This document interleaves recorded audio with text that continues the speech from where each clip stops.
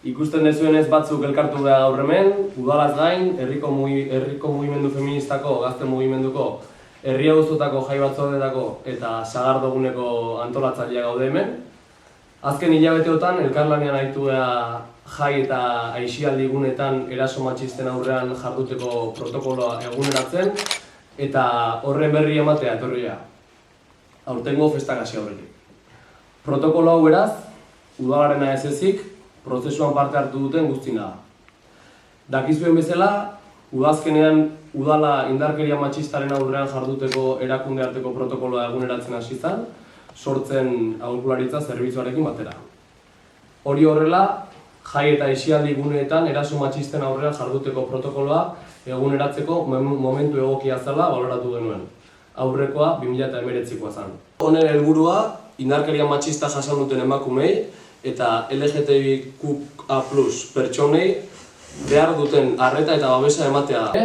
Jai eta aisialdi guneak sarri segurtasun gabeko inguruneak izaten dira emakumeentzat eta LGTBIQA+ pertsonentzat.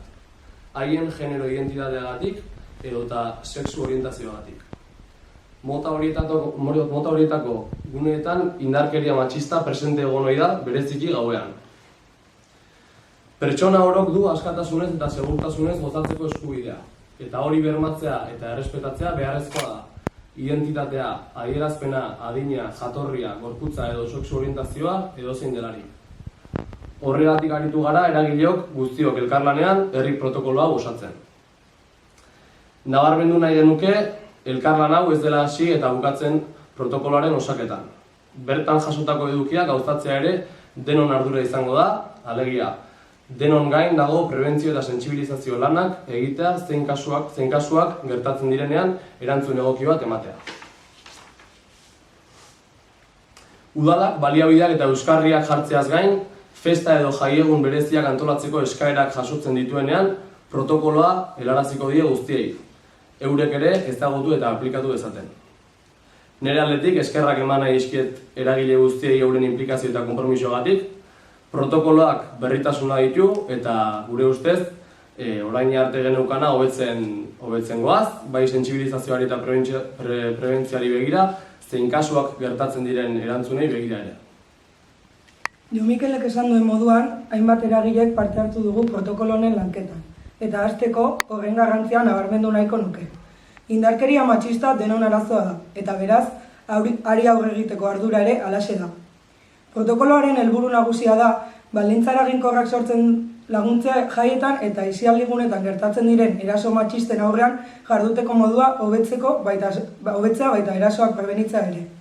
Indarkeria matxistari erantzun kolektiboa da funtsean bilatzen duguna. Protokoloak hainbat atal ditu, indarkeria mota desberdinen definizioa, prebentzioan eta sentsibilizazioan egin daitezkeen lanketak, esku hartzeko jarraibideak, nola esku hartu egoera bat edo beste denean, erantzun publikoa eta kasua gertatzen direnerako baliabideak. Udalak eta eragileok ez ezik, uste dugu herritarrek oroar, oinarrizko jarraibide batzuk ezagutza ere beharrezkoa dela, eta hala adierazi dugu karteletan ere. Ez epaitu, entzun, babestu eta biktimak adierazitakoa jarraitzea. Protokolo honen berritasun bat leku seguruak dira. Jai edo aisialdi gunetik aparte eta aldi berean eskura dauden lekuak izango dira biktima seguru senti daitekeen guneak. Xoko egoera gainditzen hasteko aukera emango dio biktimari, gertatu zaiona kontatzeko modua emateko ezinbestekoa izango da. Herriko eta auzoetako festa bakoitzerako leku seguruak erabakita dauzkagu. Dokumentu hau irekia da, indarkeria matxista ulertzeko eta horri aurre egiteko moduetan aldaketak egongo dira, hobetu beharrekoak ere bai, eta beraz, garrantzitsua izango da protokoloa ere aldaketa horietara egokitzea. Protokoloa osatzeaz gain, ostalariok, eragileok eta antolatzaileok formakuntza saio bat jasoko dugu ekainean. Eragileok konpromiso hartzen dugu festa hasi aurretik taldekide guztiek protokoloa ezagut dezaten. Eta jakin dezaten halako erasoren bat gertatzen bada zer egin behar den. Herritar gisa hartzen dugun arduraz gain, Santixabeletan, egunik jendetsuenetan, indarkeria matxistari gabeko gunea jarriko dugu udalak, emaginen eskutik, uztailaren 4 eta 5. Arreta gune espezializatuak dira eta adituak dira bertan lan egiten dutenak. Bi baliabide desberdin izango dira, informazio gunea 9:00-tatik 12:00-etara, Mikel Laboa plazan, eta arreta puntua, gaueko 12:00-tatik goizeko 6:00-etara Gaztelekuan.